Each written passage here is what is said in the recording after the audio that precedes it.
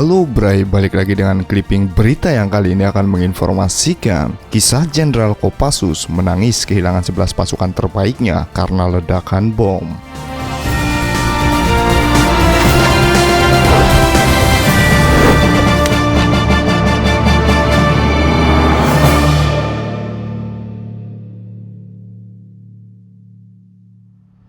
Mantan Komandan Jenderal dan Jen Komando Pasukan Khusus Kopassus, Letnan Jenderal TNI Purnawirawan Sintong Panjaitan punya kisah tidak terlupakan sepanjang karirnya.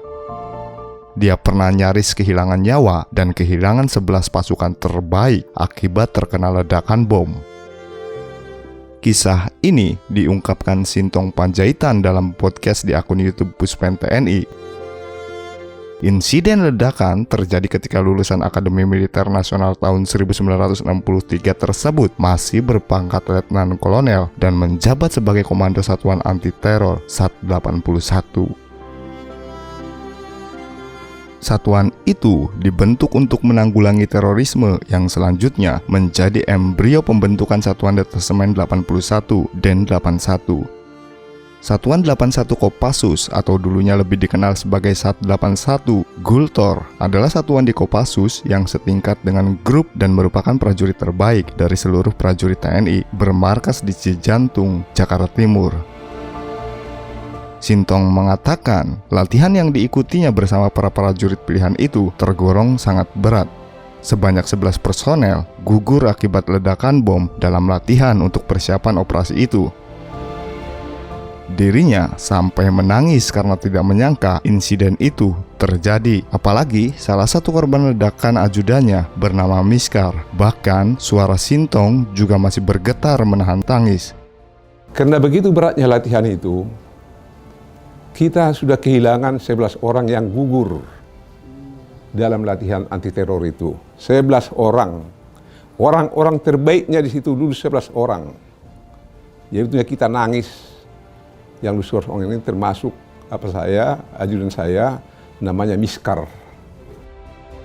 Mantan Panglima Komando Operasi Militer Kolakops, Kopskam, Teritorial TNI di Timur ini lebih lanjut menceritakan saat kejadian pasukannya latihan demolisi di Kopassus, mereka menggelar demonstrasi yang akan ditinjau Kepala Staf Angkatan Darat KSAD. Saat itu dijabat Jenderal TNI Purnawirawan Makmun Murod. Setelah pasukannya melakukan persiapan penembakan, Sintong kemudian memeriksa sekeliling daerah yang akan ditinjau KSAD.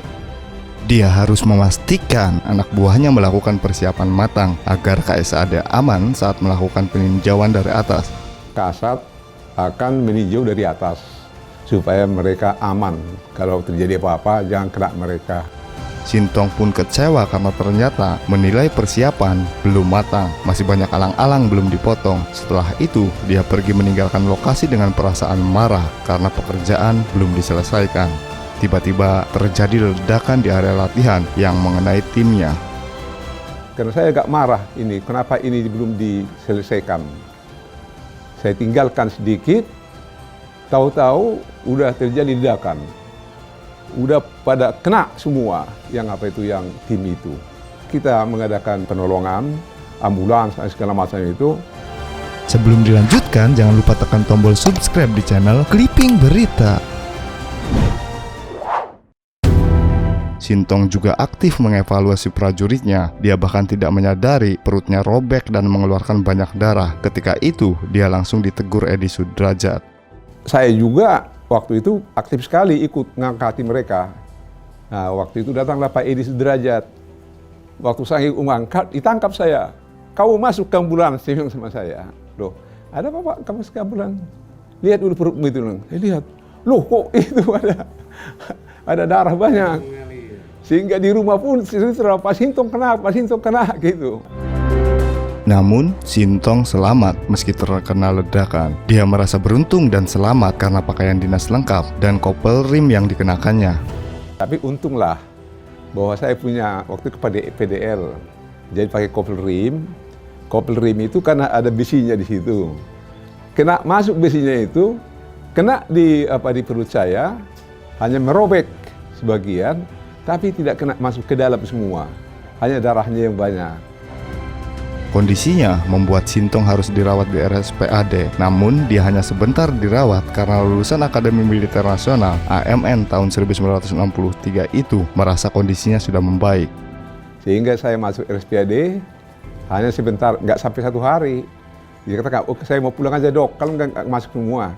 Oke lah, boleh jadi pulanglah saya. Letjen TNI Sintong Panjaitan melanjutkan, setelah Satgultor tersebut terbentuk dan menjalani latihan-latihan, mereka kemudian melakukan operasi di Don Muang, Bandar Udara Internasional di kota Bangkok, Thailand. Tapi sebelumnya, pada saat itu juga, karena kita udah tua-tua setelah operasi Don Muang itu, diberikanlah suatu peninjauan bahwa perlu membuat satuan anti teror yang lebih mantap. Nah, itulah lahirnya Den 81.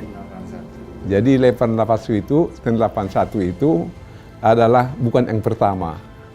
Yang pertama Satgultor tahun 72, tahun 81 barulah lahir detasemen anti teror Kopassus. Peristiwa pembajakan pesawat Garuda DC-9 Woyla pada tanggal 28 Maret 1981 menjadi salah satu tonggak penting bukan hanya sejarah pasukan khusus, tapi juga sejarah TNI. Sintong memimpin pembebasan penumpang pesawat yang disandra oleh pembajak yang berasal dari kelompok komando jihad pimpinan Imron. Tim anti-teror Kopasanda yang saat ini disebut Kopassus dipimpin Letkol Infantri Sintong Panjaitan berhasil melakukan penyerbuan ke dalam pesawat dalam waktu yang singkat. Pembebasan penumpang saat peristiwa Woyla itu mengharumkan nama Indonesia di mata internasional. Kopassus, salah satu pasukan khusus Indonesia pun kian disegani negara lain. Demikianlah berai kisah Jenderal Kopassus menangis kehilangan 11 pasukan terbaiknya